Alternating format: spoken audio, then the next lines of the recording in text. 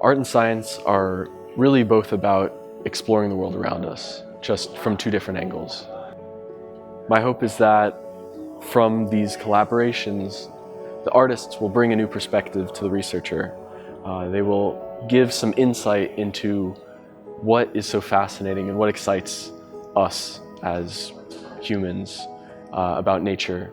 I also hope that the researchers will bring an interesting perspective to the artists, because a lot of these artists are already interested in the nature of reality, and so the researchers can act as a very useful resource at the cutting edge of science.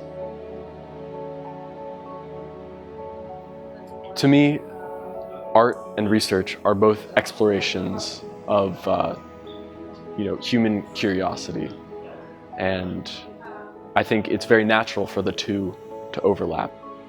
Throughout history, there are quite a few instances of researchers who were doing a lot of work in arts as well.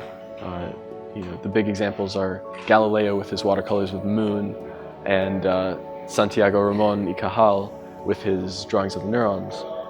And these were both beautiful works of art, and at the same time very important pieces of science.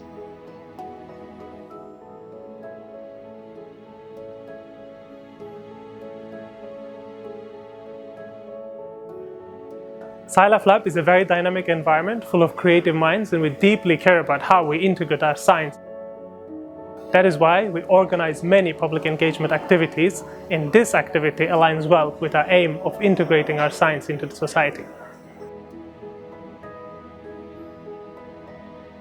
There's some special attention to detail that comes when you create art that I think you don't get otherwise, which makes it an interesting tool for exploration.